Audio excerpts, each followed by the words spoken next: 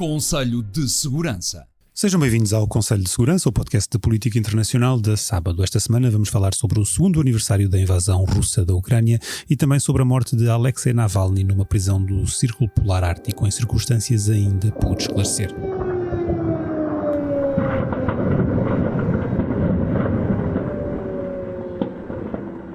Faz 2 anos, a 24 de fevereiro, que as sirenes soaram em Kiev. Os tanques russos atravessaram a fronteira com a Ucrânia, dando início a uma guerra que alguns esperavam rápida, mas que a resistência ucraniana, com o apoio ocidental, tem prolongado no tempo com custos enormes em ambos os lados.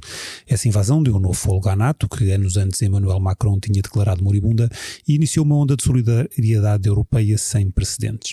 Mas 2 anos depois, de acordo com um estudo recente do European Council on Foreign Relations, há um pessimismo crescente na Europa em que apenas 10% dos cidadãos acreditam numa vitória ucraniana contra a Rússia, acreditando a maioria que será necessário chegar a um compromisso. Em simultâneo, há um apoio generalizado à manutenção ou mesmo aumento do apoio a Kiev caso Donald Trump seja eleito em novembro e haja uma reorientação da política americana. É caso para dizer perante esta sondagem que o povo é sábio? Nem sempre. Quer dizer, nem sempre. É essa a pergunta? O povo é sábio? O povo é sábio? Ou seja, que será necessário chegar a um compromisso um compromisso de paz entre os dois lados, ou seja, voltar às negociações para que o conflito termine? Sim, creio que sim, pela seguinte razão. Quer dizer, a guerra, para todos os efeitos, faz-nos lembrar a Primeira Guerra Mundial, não é? Que os dois lados estão entrincheirados, portanto é uma guerra essencialmente defensiva hoje em dia. Mas o problema é que guerras desta natureza normalmente acabam quando uma das partes esgota os seus recursos, sejam eles munições, armamentos, pessoal, seja o que for. E no caso concreto, o mais provável é que, quer dizer, uma coisa que já dissemos aqui várias vezes, o mais provável é que a Ucrânia esgote os seus recursos antes da Rússia. Isso é a primeira observação. A segunda é que o Ocidente, os Estados Unidos, os países europeus têm muita dificuldade em proporcionar os recursos que os ucranianos precisam para continuar a guerra. E isto tem-se verificado praticamente desde o princípio, mas agora é mais grave, até porque a indústria de armamentos não pode de um dia para o outro, não é? Preencher as necessidades. E, portanto, nesse sentido, neste enquadramento, crescentemente as opiniões públicas ocidentais começam a ter alguma fatiga ou alguma desilusão, não é? Depois daquele início, aquele otimismo todo do início, que foi sempre uma coisa um bocadinho absurda, não é? Mas as opiniões públicas neste momento começam a voltar as costas à Ucrânia. Isto vê-se, por exemplo, na Alemanha, esmagadoramente, mais de 50% da população, Itália a mesma coisa, e nos Estados Unidos a mesma coisa, porque critica-se muito Trump e os republicanos, mas vamos lá ver, Trump e os republicanos estão a dar expressão a essa voz, eventualmente sábia ou não, do povo. Portanto, nesta situação, o tempo, isto é outra coisa que temos enfatizado aqui, o tempo favorece objetivamente Putin. E é interessante verificar também as diferenças de percepção e de opiniões nos diferentes países europeus conforme estão mais próximos ou mais distantes sim, claro, da linha da frente. Claro, e agora acrescenta-se o problema da agricultura, as preocupações dos agricultores. E há outras coisas que francamente não são muito conhecidas, mas o problema das munições podia em parte ser resolvido comprando-as nos mercados internacionais. Porquê é que não se está a fazer isso? Porque Macron acha que isso vai prejudicar a indústria de armamentos europeia. Os ucranianos precisam de mísseis, os alemães têm os mísseis Taurus, que não querem entregar aos ucranianos porque têm medo que, como esses mísseis têm capacidade de atingir a Rússia, têm medo de que o conflito se venha a escalar. Portanto, há aqui um conjunto de hesitações, de ambiguidades, e a maior das quais, aliás, é que nós não sabemos exatamente qual é a estratégia dos Estados Unidos para esta guerra, não é? Dizer que apoiaremos o tempo que seja necessário não é uma estratégia. Sobre o tempo, sobretudo quando esse tempo começa a encurtar. Portanto, exatamente o que é que os americanos querem na Ucrânia. Isso é decisivo. E possivelmente haverá, se Trump for eleito em novembro, haverá uma alteração desse posicionamento. E, portanto, não há aqui muito tempo para a parte ucraniana também ter algumas vantagens no terreno e, portanto, eu acho que Putin, na prática, a única coisa que tem de fazer é esperar mais uns tempos. Depois fará o acordo, se ele assim o entender, fará o acordo para pôr termo à guerra em termos muito favoráveis à Rússia. O Vasco mencionou aqui a necessidade, por exemplo, de munições. Qual é a situação? As forças ucranianas estão assim tão depauperadas de meios? Alegadamente, sim. Apesar de aquilo que é apresentado como uma desvantagem em capacidade de fogo ser difícil de determinar e não nos podermos fiar naquilo que são declarações. Em termos humanos, estão a passar por uma sangria violenta que não é sustentável. Eu, desde o início da guerra, sublinhei, estou-me a referir à Ucrânia, sublinhei que a desproporção demográfica conta muito nestas coisas. Ambos os Estados passaram por uma fase de contração demográfica muito acentuada no final dos anos 80 e durante a década de 90, e isto leva a que aquelas faixas etárias que são de mobilizar agora, ou seja, gente entre os 20 e os 30 e pico dos anos, são poucos, são escassos, e isso levanta graves problemas, sobretudo à Ucrânia. O número de baixas de um lado e do outro é muito difícil de determinar, não nos podemos fiar de forma nenhuma nos dados oficiais, e quer como no caso da Ucrânia, a lei marcial o impede, e no caso da Rússia, a censura oficial também não o permite. Não existem dados, mas existem estimativas feitas a partir de análises de diversos tipos de combates e campanhas no terreno.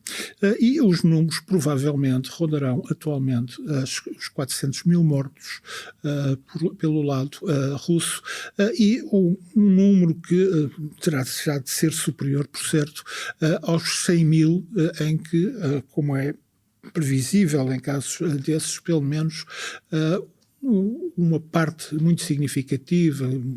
São muito superiores do lado russo do que do lado ucraniano? São muito superiores do lado russo do que do lado ucraniano, mas... Só agora, o Vasco há pouco comparou com a Primeira Guerra Mundial, em termos de... Não é comparável. Não é comparável? Não é comparável por... Então, ou seja, eu estou a comparar o número de mortos nos primeiros anos de guerra. Não, comparei no sentido... sim, no sentido... Da guerra. É da ideia que se está a afirmar de que é uma guerra de posição. O que em relação à Primeira Guerra Mundial, isso só foi válido na frente ocidental, e estamos a considerar ainda a frente italiana com o Império Austro-Húngaro. Na frente oriental foi precisamente o contrário, foi uma guerra muito intensa de movimento que se saldou por uma vitória alemã. Mas a Alemanha perdeu por falta de recursos humanos, por falta de recursos humanos, e o triunfo da guerra foi da Aliança Ocidental, da qual, entretanto, tinha saído a Rússia porque tinha colapsado o Estado Imperial Russo. Mas isso levanta uma questão interessante que tem a ver... Nós estamos a falar de uma guerra que se desenvolve em terra e no mar. Já lá vamos à questão do mar. Mas em terra é em zona de planície, onde, por vezes, é possível avanços rapidíssimos por parte de um dos contentores. E isso já aconteceu no ano passado com a rapidíssima contraofensiva ucraniana, que lhe permitiu aliviar a pressão sobre Kharkiv, no sudeste do país, no sul e na zona de Kherson, e reconquistar uma parte do território que tinha perdido no Donbass. Portanto, não podemos excluir de forma nenhuma que isso volte a acontecer. Mas o peso demográfico é essencial porque, por simplesmente, os ucranianos não têm armas para combater. Daí que a grande questão política do momento, com a ideia de que isto possa ser revertido em março com a aprovação de uma nova lei, é como aumentar a capacidade de mobilização de homens na Ucrânia. Com uma questão que é complicada, o serviço militar obrigatório passará a ser considerado de 3 anos, apenas para homens. O que implica que aqueles que estão a combater terão de abandonar o terreno, irão abandonar o terreno. E não há possibilidade de os substituir de imediato, nem rotação, nem de treinar estas tropas. Portanto, a desproporção joga muito contra os ucranianos. Do lado russo, é possível que volte a haver uma mobilização parcial, como aconteceu em 2022, em setembro de 2022, depois de Putin se fazer reeleger no próximo mês, para também obviar as pesadíssimas baixas que tem sofrido. Mas há uma diferença que é política e que é vital no caso da Rússia. O grosso das tropas que têm sido enviadas para combate são tropas que são oriundas das zonas mais pobres do Cáucaso, do extremo oriente russo, da Sibéria Oriental, e não há uma convocação que afete a juventude nas cidades, nas maiores cidades europeias e dos Urais da Rússia, e isso pode vir a alterar-se. Mas a situação é grave porque, neste momento, a iniciativa militar está a favor da Rússia, que tem vários eixos de ataque em que está a progredir lentamente, com muitas baixas, mas está a progredir, e depois há aquela inversão que é de certa maneira inesperada e que foi até agora conseguida pelos ucranianos e que é irreversível, que tem a ver com praticamente o desativar a capacidade de ataque da marinha russa, não a capacidade ainda de lançamento de mísseis e de efetuar bombardeamentos no Mar Negro. E ela é irreversível por uma razão simples, é que a Rússia não pode substituir, porque não tem direito de passagem pelos estreitos turcos, a marinha que perdeu. E perdeu cerca de 40% da tonelagem militar, o que é muito em termos de perdas. Há pouco, Vasco, referiste a possibilidade da mudança do apoio americano, que tem sido fundamental desde este início da guerra. Esse apoio americano pode ser substituído pelo apoio europeu? Ou seja, a Europa tem capacidade para ocupar esse lugar? Não. Foi aprovado recentemente aquele pacote de 50 mil milhões de euros, mas que se reparte até 2027, que é manifestamente pouco para as necessidades. Mas mesmo que houvesse essa capacidade no que diz respeito às munições, ao armamento, quer dizer, o essencial não é isso. Quer dizer, isso é importante, mas não é o essencial. O essencial é a presença política, o commitment, o compromisso político americano com esta guerra. E isso, quer dizer, a Europa não consegue substituir. Eu recordo que quando houve uma primeira oportunidade para chegar a um acordo negociado, não consigo precisar exatamente quando isso foi, mas foi pouco depois do início da guerra, a administração Biden e Boris Johnson na prática não permitiram que isso acontecesse, quer dizer, incentivaram Zelensky a continuar a guerra e disseram que apoiariam naquilo que era necessário. Mas vamos lá ver, os países democráticos têm pouca tolerância para a guerra, sobretudo quando começa a afetar as próprias prioridades orçamentais, sobretudo em tempos de crise como é agora. Quer dizer, a economia alemã está em recessão, nós provavelmente iremos ter austeridade na Europa nos próximos tempos. E, portanto, eu presumo que estas questões vão ser cada vez mais difíceis de gerir nos países europeus. Agora, da parte americana, quer dizer, o que Biden... Quer dizer, porquê é que existe esta posição dos republicanos, Trump, etc.? Em parte porque a própria administração de Joe Biden não conseguiu articular uma estratégia de guerra. Mais uma vez, invoco o ponto inicial que eu fiz há pouco, que é, quer dizer, apoiaremos o tempo que for necessário, não é uma estratégia. Pode ser, Vasco, pode ser uma estratégia cínica como a que foi seguida pelas administrações em relação ao Afeganistão.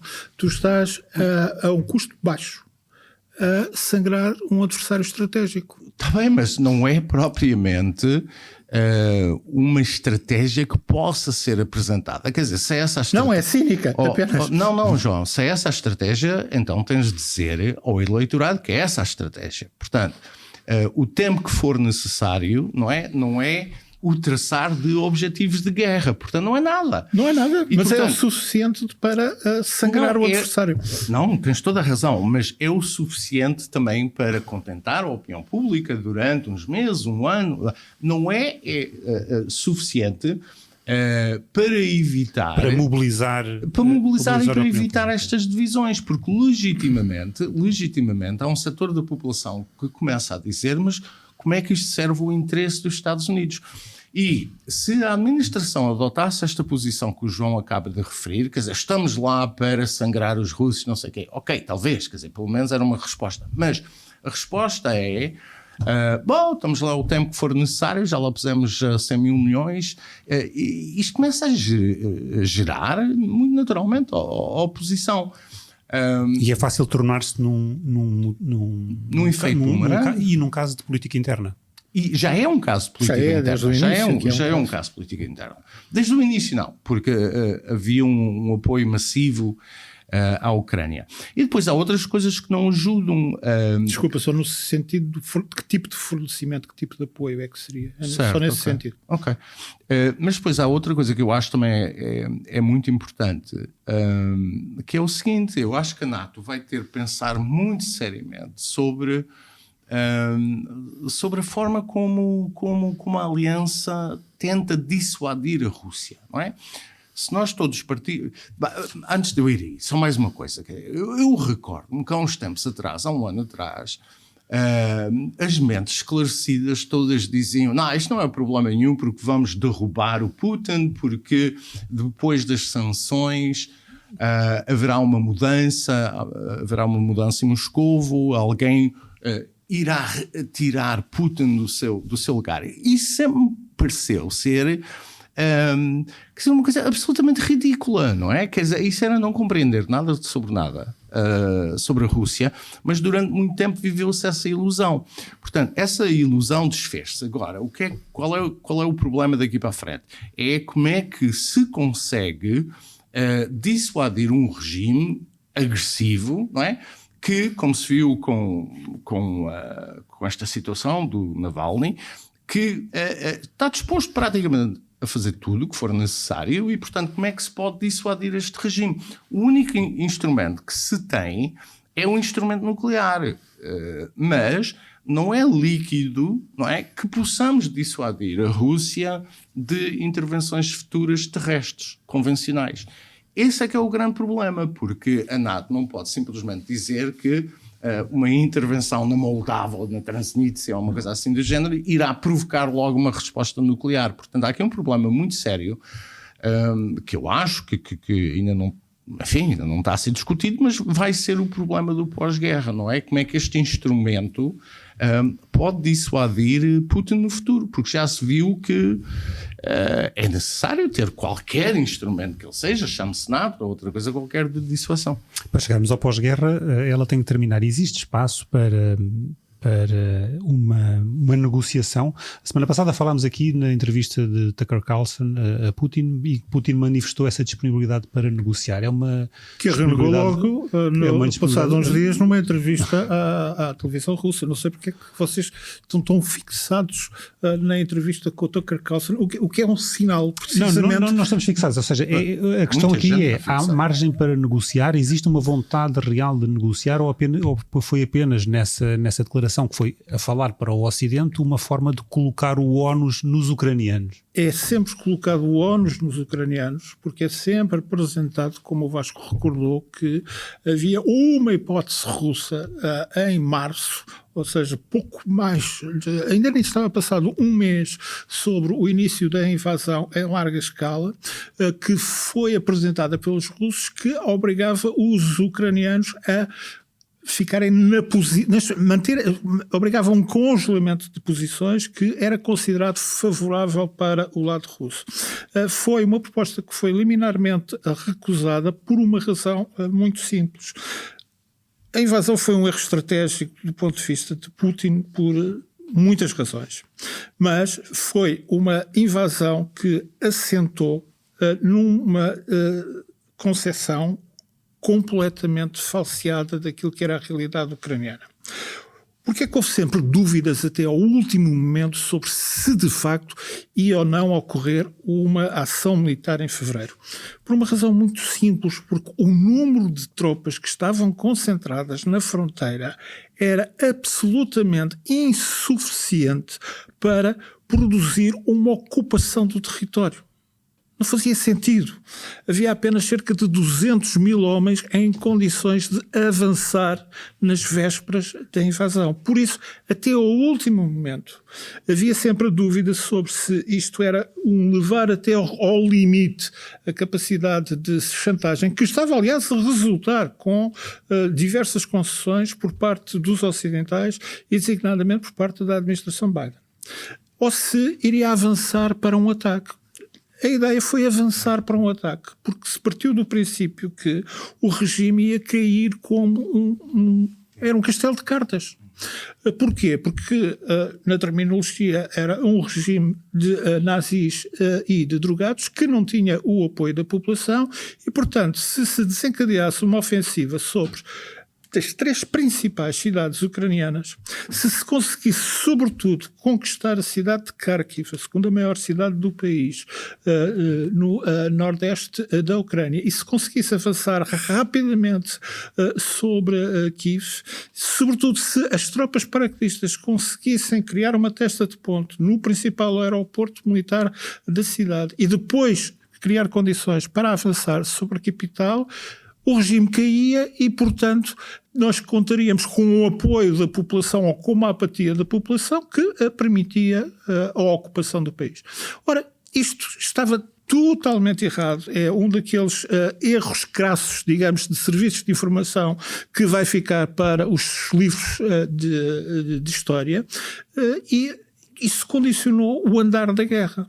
Portanto, quando nós chegamos agora, mesmo se fizermos este cálculo, que há 400 mil mortos do lado russo, que há 100 mil mortos do lado ucraniano, multiplica-se por 3 estes números para ter lá os feridos e ainda falta saber que número de feridos é que são feridos irrecuperáveis para retornar para a frente de combate. Nós temos uma situação de impasse na guerra.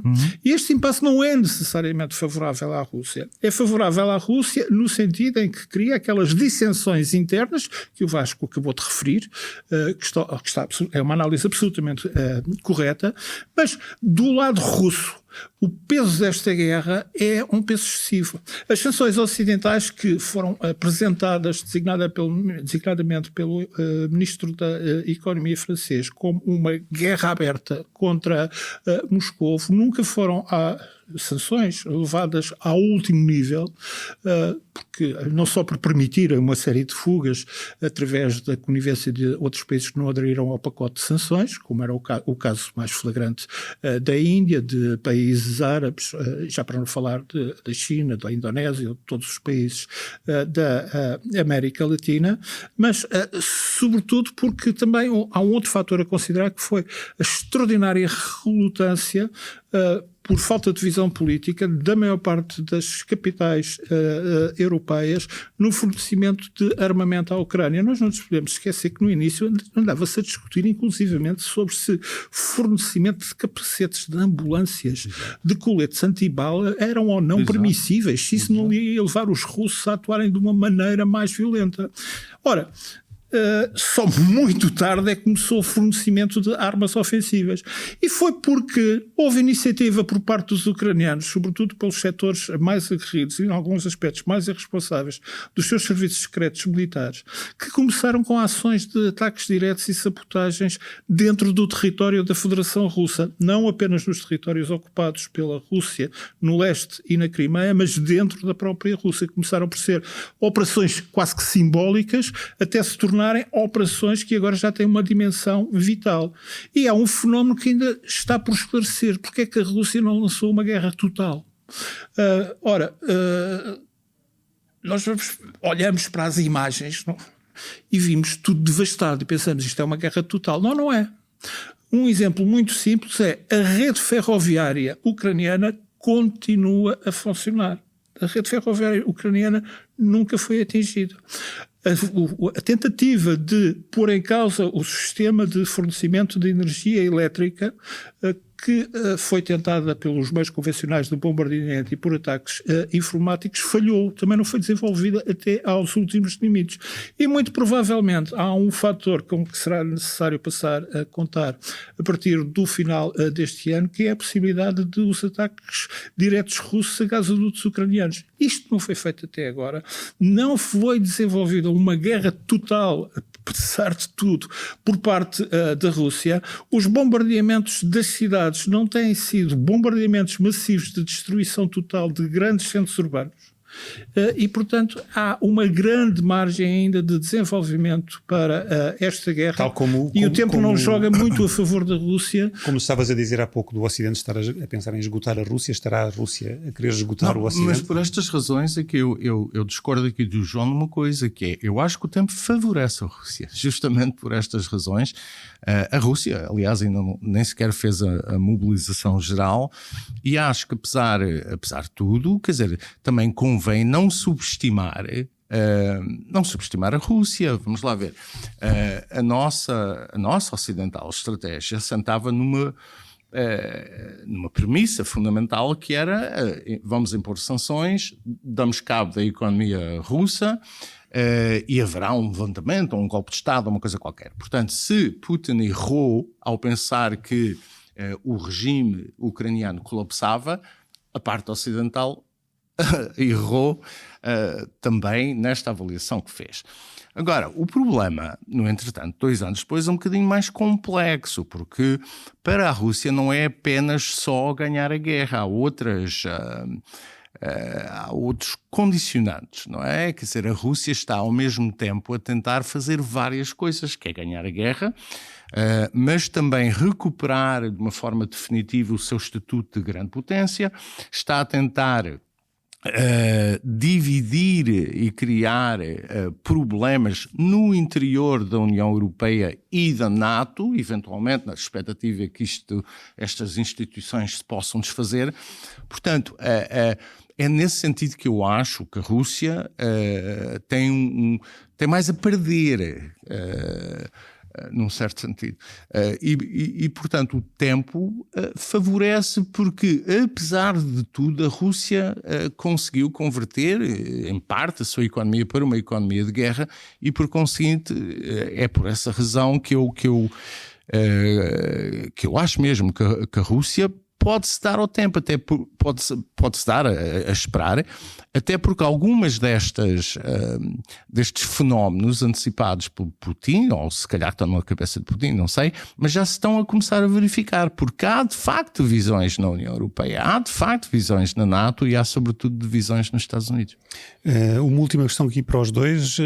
Um dos fatores que levou a esse erro de avaliação russa foi, no fundo, também a inesperada resistência de Zelensky Zelensky, que em vez de fugir, e a segunda frase que ficou famosa na altura, de aproveitar a boleia que lhe foi oferecida por Joe Biden, decidiu ficar e, ao resistir, conseguiu captar este apoio internacional para a Ucrânia.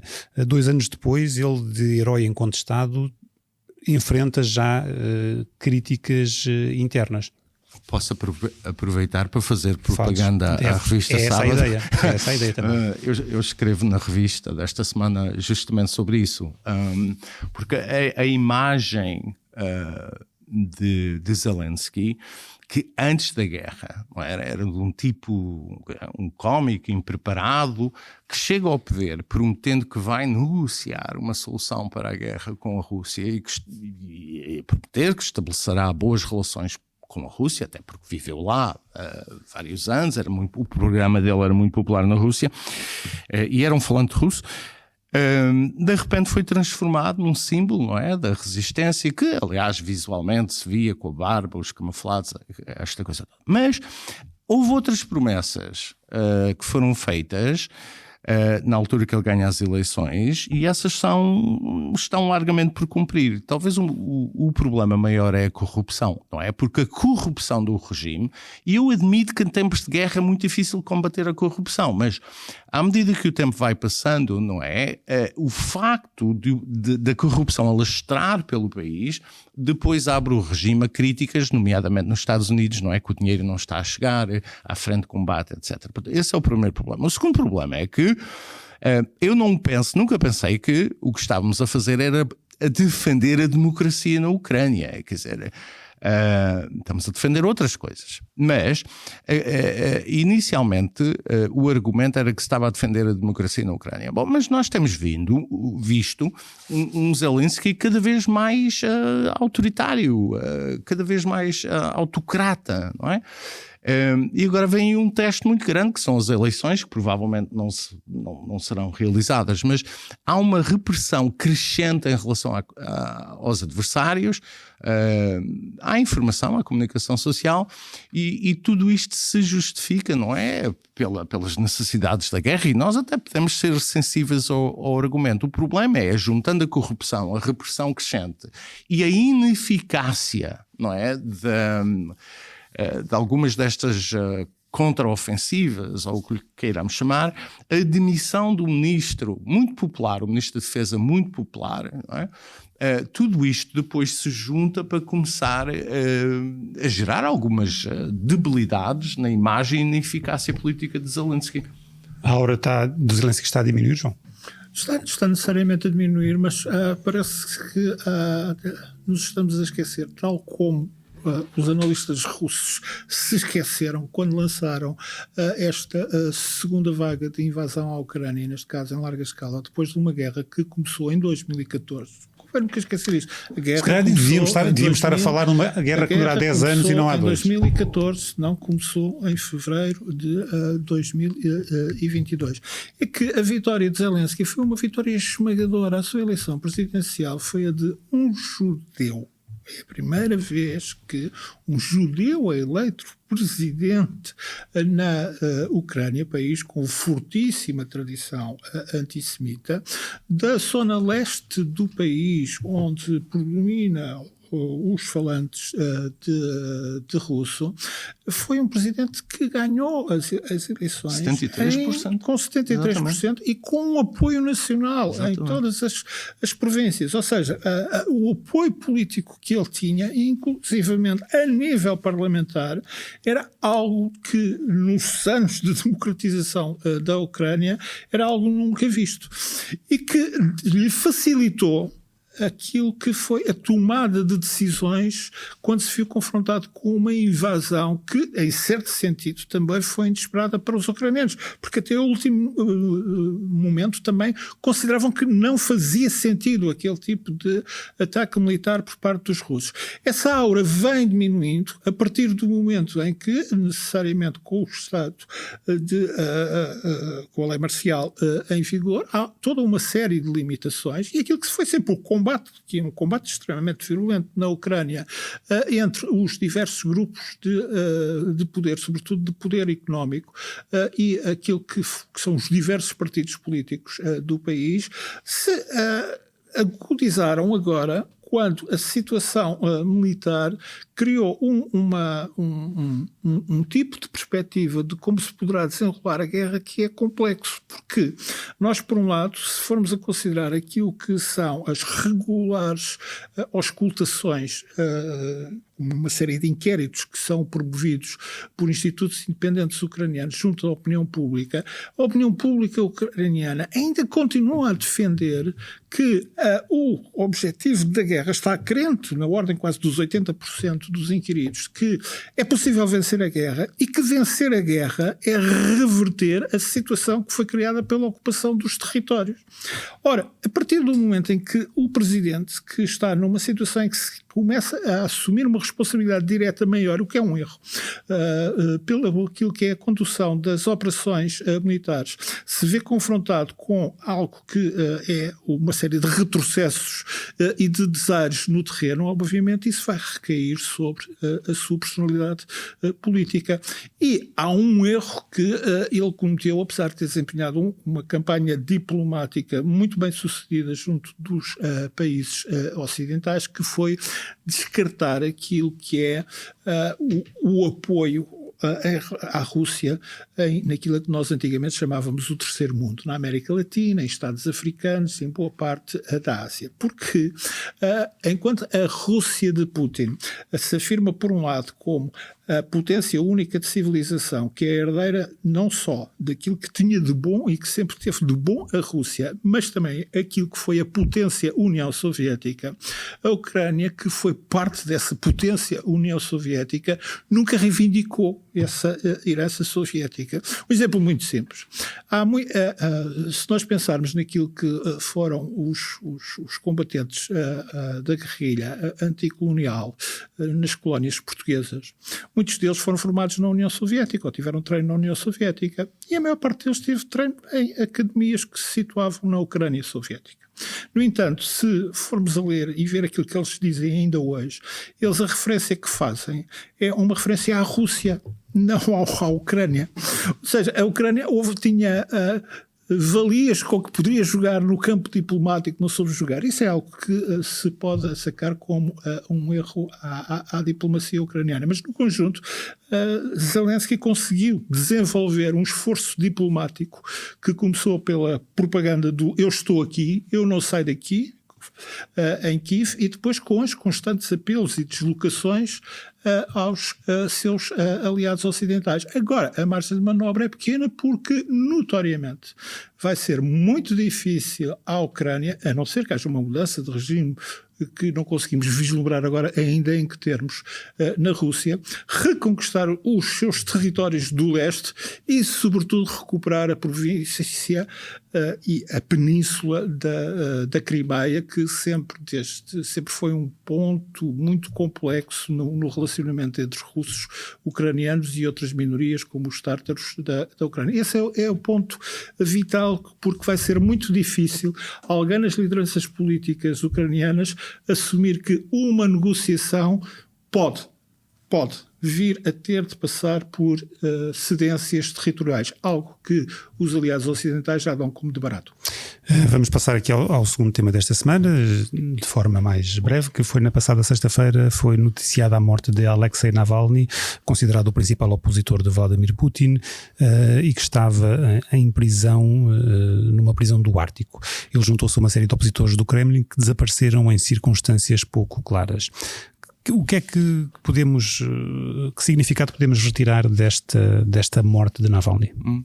Há uma notícia no The Times de Londres que aparentemente explica o que é que aconteceu, que Navalny esteve a ser torturado, basicamente exposto na Sibéria durante 2 horas e meia ao frio, e depois na prática que não sendo eu médico, mas diminui a circulação, e depois aparentemente foi morto com um murro no coração. Não sei se isto é verdade ou não, mas quer dizer, começamos a ter já algumas especulações sobre isto. De qualquer forma, o que me oferece dizer sobre isto é o seguinte: há uma tese que Navalny terá procurado o martírio, que sabia que ia morrer. Não estou inteiramente convencido disto. Acho que ele provavelmente pensou que era demasiado conhecido para ser morto. Teve uma coragem tremenda em regressar à Rússia, mas provavelmente a outra comparação que é feita pensaria que seria o Mandela, não é? Seria preso durante muito tempo, etc, etc. Bom, independentemente disto, há duas outras coisas que quero dizer. A primeira é, de repente há muita lágrima de crocodilo, porque, quer dizer, o Ocidente, para todos os efeitos, abandonou Navalny.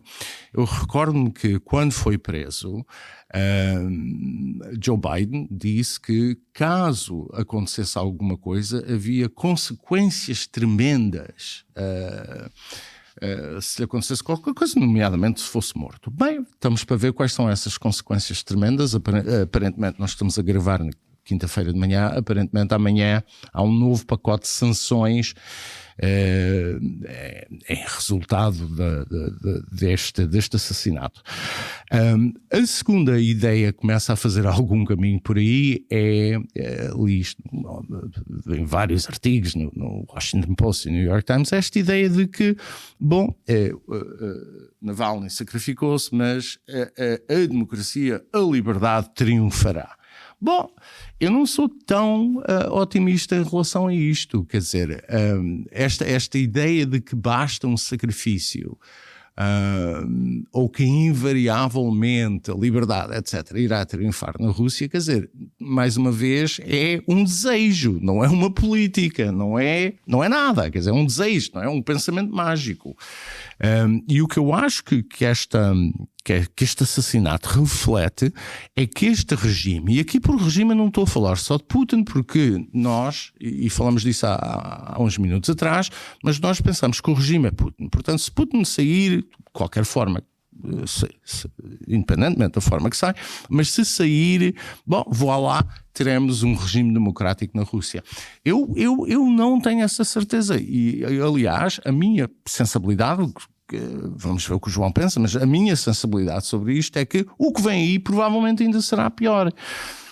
Porque este grupo que está no poder que é absolutamente destemido, não é? Um regime que mata alguém como Alexei Navalny é absolutamente destemido e não é a primeira vez que o faz, não é? Os assassinatos, as quedas das janelas e parece que aquele grupo de facto não tem qualquer despudor, não tem qualquer pudor, não está particularmente preocupado com a resposta às consequências tenebrosas, não é? que vêm no Ocidente. Putin reforça aqui a sua posição interna? O impacto interno da morte de Navalny é muito, muito limitado. Pela censura, pela repressão e pelo apoio forte de que goza o regime. O movimento democrático russo é diminuto, é constituído por gente altamente destemida. Lembra muito aquilo que eram os chamados dissidentes da União Soviética. É preciso uma saudável dose de loucura e de coragem quase absurda para tentar insurgir-se publicamente contra este regime. E o caso de Navalny é ainda mais complicado porque Navalny deixa uma marca muito forte, que agora não se nota, mas que se tornou permanente na Rússia, que é a história do combate à corrupção, porque Navalny tornou-se, e era por isso que estava condenado a morrer, tornou-se no inimigo pessoal de Putin. Ao expor pessoalmente a corrupção do regime, da família de Putin, do próprio Putin, e cunhou aquilo que é uma frase que ficará também para a história russa. O partido no poder, a Rússia Unida, é o partido dos vigaristas e dos ladrões. Este combate ao partido dos vigaristas e dos ladrões é aquilo que deu a aura a Navalny. Agora, há um fenómeno muito curioso. A morte de Navalny, que foi denunciada por Zelensky como mais um dos crimes de Putin, é vista com um grande distanciamento na Ucrânia.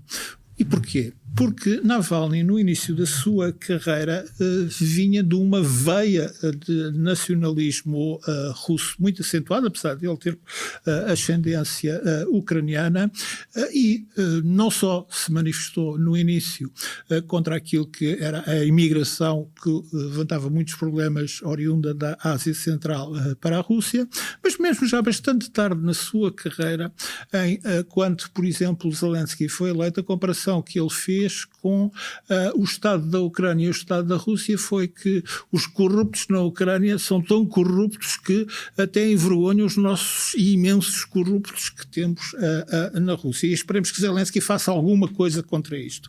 Mas aquilo que tinha sido a primeira orientação de Navalny de considerar que em 2014 a guerra era errada, mas que a recuperação da Ucrânia por parte da Rússia se justificava e que, portanto, com um referendo se viria a confirmar essa união, que era uma união histórica entre parte da Ucrânia, designadamente da Crimeia, e a Rússia à custa da Ucrânia, marcou muito a sua imagem junto dos ucranianos. Portanto, ele mudou. Atenção, já preso em 2022, condenando expressamente aquilo que eram as ações que estavam a decorrer e a agressão russa à Ucrânia, e passou a defender a restituição e o reconhecimento da integridade total territorial da Ucrânia, mas mesmo assim isto para muitos ucranianos, sobretudo nesta fase de ruptura total com a Rússia, até de um ponto de vista cultural, que é uma catástrofe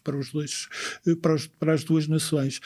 Ele, enfim, é apresentado como um daqueles russos destemidos, mas que a nós pouco ou nada adianta. Agora, internamente fica isto, o exemplo de Navalny é muito forte, porque ele colocou no centro daquilo que é o debate político a questão da corrupção, e ela não vai deixar de reverter uma e outra vez contra o regime. E, sobretudo, tal como se ficou a ver nesta guerra, as dissensões a nível da cúpula do poder podem, de repente, tornar-se muito sangrentas, como se viu quando do motim do grupo Wagner, que foi uma daquelas situações em que o Estado deixou criar dentro de si próprio focos de poder rivais, com consequências que se revelaram brutais. Portanto, está tudo sempre muito em aberto. Navalny ficará na história da Rússia como um dos seus heróis, um homem destemido.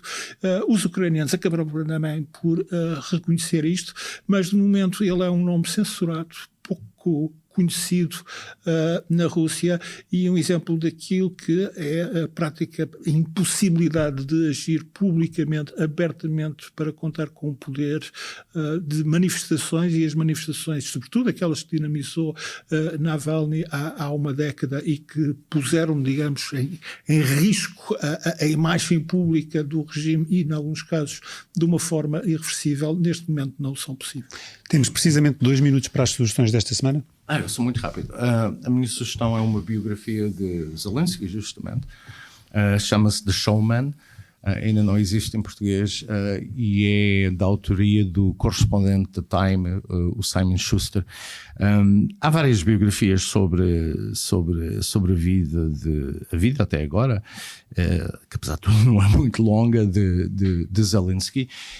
Creio que para quem está interessado no tema, esta é a melhor, porque tem 2 ou 3 vantagens. A primeira foi o acesso. Schuster teve um grande acesso a Zelensky durante os últimos anos. Segundo, enquadra a vida dele na guerra, na invasão. Portanto, é uma biografia, enfim, política de enquadramento, e contribui muito para, não só para explicar, quer dizer, o papel de Zelensky, mas também aclara a situação na Ucrânia. João, um minuto. Os livros de Andrei Kurkov, nós já o entrevistámos até no sábado, quando ele se deslocou a Portugal em outubro do ano passado, mas são livros muito interessantes. O último a ser editado pela Ideias de Letras é o Diário de uma Invasão, que é rigorosamente isso, o diário, a reação pessoal dele e dos seus familiares, sempre entre Kiev e Londres, à invasão russa, e a sua obra-prima, que se chama A Morte e o Pinguim. E um livro muito interessante que tem a ver com Abelhas Cinzentas, que é sobre o clima que se criou a partir de 2014 com a rebelião e a invasão russa no leste da Ucrânia e na Crimeia são altamente recomendáveis. Krykov tem uma característica que é trágica, que é o facto, ele nasceu em 1961 em São Petersburgo, mas é filho de russos que se estabeleceram quando ele era criança em Kiev e onde ele sempre viveu. E Krykov continua a escrever em russo e a considerar que há espaço, há necessidade, é da essência da cultura nacional ucraniana a língua russa e a relação cultural com a Rússia. Ele continua ainda a defender isso e a manter esperança nisso, mas as realidades do terreno apontam para uma ruptura tão grande que o caso de Krykov, aquilo que são as suas esperanças, são capazes de não se vir a realizar. Mas recomendo vivamente os livros de Krykov, Andrei Krykov, que estão traduzidos em português. Valem bem a pena a leitura para ter uma noção daquilo que um ucraniano que é simultaneamente falante de russo possa sentir no meio destas tragédias. Obrigado aos dois. O Conselho de Segurança fica por aqui. Nas bancas está já a mais recente edição da Sábado, que tem na capa, neste segundo aniversário da guerra na Ucrânia, um especial de 23 páginas sobre o conflito e que tem como tema principal uma grande entrevista a João, um ex-polícia do exército português que há 2 anos está na frente de guerra a combater o invasor russo e que conta não só o que o levou a ir lutar para a Ucrânia, mas também os dias dramáticos que tem vivido na frente de batalha. Como habitualmente, pode ouvir-nos no site da Sábado e em todas as plataformas de podcasts. Obrigado por estar desse lado e até para a semana. Conselho de Segurança.